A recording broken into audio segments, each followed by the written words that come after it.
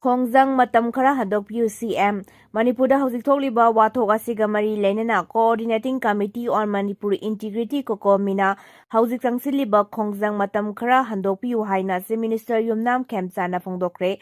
CM Secretariat ta pangthokkiba pawgi mifam amada mahakna hai miyamna pukhalakliba issue sing ningthina khanaminasi ngasi National Investigation Agency NIA gi team amana tronglawbida jatuna thijinba haukhre case asi pairiba NIA gi Inspector General ga toina pau faunaduna kupamaro sing khangdoknaba honari tronglawbigi thodokta jenaba miyoi sing kari numitta fagadoribano haibadudi chapsana khangba ngamdre athuba matamda fanaba honari haiki Cocomi na lengakta hangba wahang taruk puba masing yamlaba miyamgi khongsanna Imphal mayolda asoba irang Thokhre Police na tiar gas cell sing kapada Miyoi kunthra gi mathakta Sokle Manipurda hojik thokliba tangdu leita daba fibam sing asigi matangda lengakna kari tauribage haina haiba khangnabagidabakta Cocomi na hangba wahang taruk yawba memorandum ama lengakta pisinanaba chatkiba masing yamlaba miyamgi khongsanna Imphal manungda charangnaba fibam ama ohen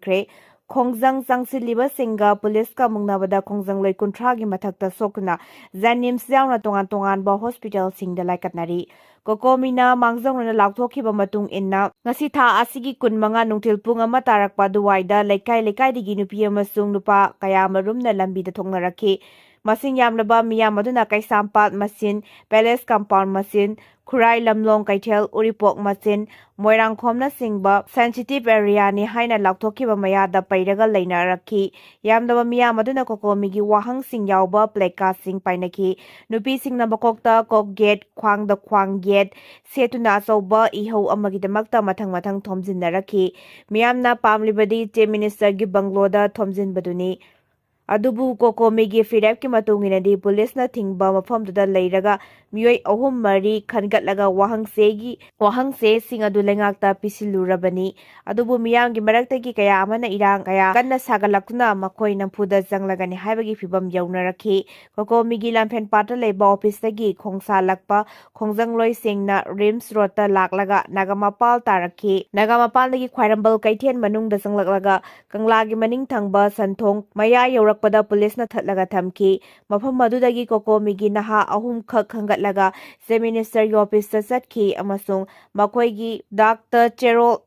gi cherol adu thajilamlaga hanagi mafam da halakhi makhoina halaklaga miyamda wahang sing adugi pakum nongmanini ngaiba oina khongjang di adumok makhata na changsingani hain laukthoklamki adubu makhoi mathang hanaki khudaga da miyoi mayam ama asum thomjilakuna Cocomi na miyambu namthak tawre aduga mangkhre haina koilaw laungnarakhi miyambu apangba sibani haiduna Cocomi gi Thoumi sing koithi thiba haurakhi mahairoi loop amagi hanigi president oiramba ama khwarambal kaithel manungdagi faraga puthorakhi aduga miyam changduna totkhi maduna maram moiraga mahairoi lusingba du sokhi amasung khudakta mahak miyoi kharana Rajmidi city da pukhatkhi thagdog adugi tungda Cocomi gi advisor Jitendra Ningombana miyam tinba mafam amada wangangladuna haiki Cocomi gi oinadi wahang taruk adu lengakta hangnaba khongsat asisinbani masigidamak maikei gi club sing merapai singda mangjongnona paujel adum pibani Rally asi lengaka mukna naba chatpasunate maramaduna miyamna asauba fathabiraga wahang taruk adugi paukhum ngaiminase aduga khongjang dia dumak sangsinminase Cocomi gi convener YK Direnna paumisingda hai Cocomi gi wahang se adu lengakta yahonkre adubu kanagumba kharana Cocomi mangkhre sel chare haiduna akan aring singbagi thawong kayamarum satharakpa thengnare thawong adudi ingtappa thugaibagi thabak tawba kangbuni Cocomi gi oinadi lengaka unakhibasu leite maram maduna Cocomi bu lanna uhannaba honaba sing tokpiu maduda irang sagaliba sing adu kanano haiba aikhoisu yengsingani Ukhrulda Aramba Tengolgi Tengola Yankai Lebana Kuki Jo Micham Singda Khudong Thiningai Oire Kuki Inpi Ukhrul District ki mafam amada Maitei amasung Tangkhulgi khulai paiba miyoi sing changsilakpana maram oiraga kuki jo mizamda chaona khudong thiningai oire haina kuki inpi Manipur kimna thadorakpa cherol amana phongdorakle cherol asigi matung inna Ukhrul district ki Sikibungda Arambai Tengol gi khulai matik charba na paiba Miyoi yankhai rom leiba thengnare tengoloi sing aduna tangkhul khulai paiba singa khusam aduna mafam aduda operate tawbugi paw fangle haire sarai khong TM kasom laingang sing Sikibung amadi Thawai village singba Ukhrul district ki mafam kayada khulai matik sana paiba Miyoi sing changsilakpa thengnare NSCN ga mari leinaba tangkul militant singi camp kaya hangdokpagi matangdasu kuki inpi na nungnang phongdorakle lenga ke mari leinaba authority singna security matik sana thajilakta maramna militant sing maning tauna mathau tawhanbana law and order ngak pangamdabagi fibamda leire khulai paiba maitei amasung tangkul puruk ki Miyoi sing punna thabak tawminakibani Kuki micham miyam da chauna mi paiba pokhale hiram masita lenga ke makaidagi sumatik saba security ki section thaurang laukhatre India government na khudakta khanaba mi jeng jangduna khulai paiba militant sing mafam asidagi takthokna ba hona drabadi kuki micham miyam da chauna khudong thiba thogalakpa yai athuwa matam da security personnel sing matik sana thajinduna micham miyam gi punsi amasung lanthum ngak senaba thaurang laukhapam thoi haina cherol asina makadana phongdorakli Ukhrul district ki Taluida miyamna lambi tingbagi khongjang changsilingaida AR gi Casper gari thausilakpadagi Miyoi ani Sokle Ukhrul district ta yamlaba Central Force laina kuki su military laina tangkhul naga sing da leptuna attack kethaduna misimina thogaliba sing thingba ngamdrabanina Central Force sing changbiraklaganu haina Ukhrul district ki Talui village amasung Humida yamlaba miyamna uwa faijinduna lambi tingbagi khongjang changsilingaida Assam Rifles ki speed janga thausilakpa Casper gari amana thengzillambadagi Miyoi ani Sokle hairi pawasina makhata na haribana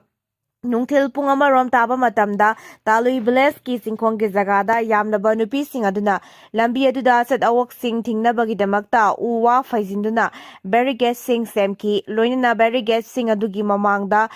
makhoi pareng sang leptuna thatlaga thamki adubu speed janga thaurakhiba Assam Rifles ki Casper gari amana barricade adu thugaiduna hanna yenglamdana chatki hyriba Assam Rifles ki convoy adu Ukhrul headquarters romdagi lakhibani Assam Rifles na barricade adu thugairaga thaukhibada natana nongmai round kaya amasu blank fire tawki thawdoduna maram oiraga miyam aki tujungba kaya poknakhi Assam Rifles ki convoy adu mafam madudagi hanna yenglamdana speed janga thawguna charkhraba matung Ukhrul amadumaki Thoumi areada yamnaba miyamna thatnaba honaki madudasu Assam Rifles ki kangbu sing aduna nongmai round kaya marung kapaga loinana mafam maduda lambi thingliba sing adu namkhairaga thawduna chatki Assam Rifles na chathakiba kayenba thawong sing aduda Talui village dagi nupi ama amasung Thoumi dagi nupa ama punna Miyoi ani Sokle soklaba Miyoi sing adu hausi Ukhrul district hospital da pukhatuna laikatnari adubu makhoigi fibam sing adu ka hena khudong thiningai oibagi haibadudi khangba ngamdri thawdok asigi matangda Assam Rifles ki natraga village authority ki oiba statement amata hauzik fawbagi oina thoklakpa leitri Mulam khulda kuki ani hatkibagi mayokta kangpokpida ban chathakre kuki singna attack tharibasi war lakthokpaga chapmanei kuki CSO Ukhrul district ki Sina Kaithel Khulmaya gi Mulam Khulda Naga village volunteer singa khuthongnabagi thawdokta kuki ani lekhidaba thawdok adugi mayokta Kotuna Kangpokpi district ta kokhiba total shutdown namhausagi fibamda chauna akaiba pikre Kotuna ngasi tang kunmanga gi ayuk anganba pung 6 lom tabadagi kokhiba ban aduna lambida gari amata sanakidre dukan amasung gari singthonglonaki bangi khongjang ngasi numidang pung Mari fawba sathagani maraksida kuki CSO working committee ukrun thadorakpa chirolamana haribana kuki singna namna tariba khulsengda hingsagi thawong sing toina thoklibasi akanba moongda condemn tawi thawong asi war lakthokpaga chapmanei karigomba kuki tangkhul sing asigi fibam asi hena khudong thiningai oiba fibam amada lakpa tarabadi kuki singna full scale self-defense ki khongjang changsilagani karigumba irang asi sauthoraktuna pamdaba thodok-sing tholak-labadi madugi afa-fattagi thodang pumba state government na pugadabani committee asigi maikaidagi makhatana hairibana tangkhul militant singna mulam songphal mongkot chepu sangkai amaso zaleng bungkhul singda haukiba April 23 da kanba attack chathaki lunal amasong songfel area gi IBR route ta chatharakiba attack aduna maram oirega Kuki bless baluncha paumilun haulan chahi kungani thoi amasong letlan sidhau chahi nipugama thoi lekidabani thodok aduda miyoi mapana sokapan nangki mulam khulgi yum taraga taruk amasu tumna mai thadoki thodok aduda marisuba mahar regiment BSF kambuna matam chana mijeng changkuna mathau taba thabak sing pakat haubadagi ka hena misimina thokhaudabani loinana soklaba sing adu rescue tawkibani mongko chepu sangkhai amasu jaleng bungkhuldasu NSCNIM gi Eastern Frank ki kangbusu yauna akanba moongda attack chathaki hairi Tronglaubi thodok thokphamda NIA gi team na yengsinkhre tha sigi tareta Tronglaubi awang laikai da Kuki militant ni singnaba sengna bomb kapsinduna sahi nauriba masin manaw hatkibagi matangda Inspector General amana lusingba National Investigation Agency NIA gi team amana thodok thokphamda satuna yengsinkhre NIA gi team adu District Mobile Forensic Unit ki team amaga loinana ngasi kuntang kunga manga gi ayuk pung 13 ga minute yangkhai tarakpa matamda thodok thokpham moiriba Tronglaubi da yaurakhibaga loinana miyoi ani lekhidaba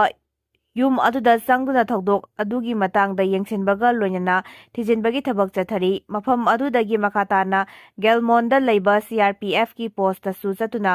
yengsinkibaga loinana thijinbagi thabak chathaki IG amana lusingba NIA gi team gi khongsat aduda Bisnupur SP Khatrimayum Ravi Kumar amadi makok thongba official sing su loinaki Naga Kuki Yasinabiu Zomi Council soikiba pumnamak kaukthoknaduna amana amabu ngakpibaga loinana Naga amadi Kuki furukki marakta yasinaba puraknaba honabiu haina Zomi Council gi Information and Publicity Secretary Mary Jones bungna thadorakpa chirol amana phongdorakli chirol asina hai kumja lisingani kulumdoi me ohumdagi Manipura achauba wathok ama thokhibagi cherak asida Naga amasung Kuki furukki marakta ungkhatnarakliba si nungnangba pokningai ni kanglup anigi marakta fajadaba wahai wata sijinnabaga loinana nongmai fawba sijinaduna khuthoknabagi thak yaurakle Miyam amadi state ki authority na matik saba thaurang lokhatuna kanglup anigi marakta yasinaba puraknaba honafam thoi chahi kyagi mamangdagi ama toibagi wakhalonda laiminarakpagi batung inna mari leinaba singna thu matamda wari sanaduna wathok asi loisinna ba honabiu wathok asina semelonda sauna kaiba thokhanbaga loinana wathok asina semelonda sauna kaiba thokhanbaga loinana chawkhat tharangda su khurau thanghale kanglup anigi lusingba singna masin manaw oibagi wakhalonda yumpham wairaga amana mabungak pibaga loinana ingtappa phibam hanjilhanaba honafam toi Kuki amasung Naga gi marakta khut thoknabana nakal animakta sauna mangsaba natana makhal amatagi kanaba purakte athuba matamda mari leinaba singna wari sanaduna yasinanaba puraknaba honabiu haire Iran gi Foreign Minister Abbas Araghchi na lusingba team Pakistan da Thokhre Iran gi Foreign Minister Abbas Araghchi na lusingba awangba thaki mihut kangbu ama Islamabad da thungkibaga loinana US amadi Iran gi marakta Nauna amuk wari sananaba haunaba thaurang hokre social media platform X ta thadorakpa warolamada Pakistan gi Foreign Minister Ishaq Darna haiki Iranian Foreign Minister lusingba team maduda Interior Minister Mosim Nagadi amadi Field Marshal Said Asim Munishu yauki Araghchi na lusingba team ama Islamabad ta thungkraba su Tehran ge makedagidi US ka haktheng na wari sanagani haibagi confirm torakpa leitre Iranian Foreign Ministry ge spokesperson Ismail Baki na haiki official oiba khongsadamagidama Iran gi team na Islamabad ta thunglakibani America na chatharakli ba thong asi lefannabagi pandamda Iran gi team aduna Pakistan gi awang bathaki mehut kangbu amaga wari sanagani hairi haujingmaki oinadi US ka haktheng na wari sanana ba thaurang tawba leite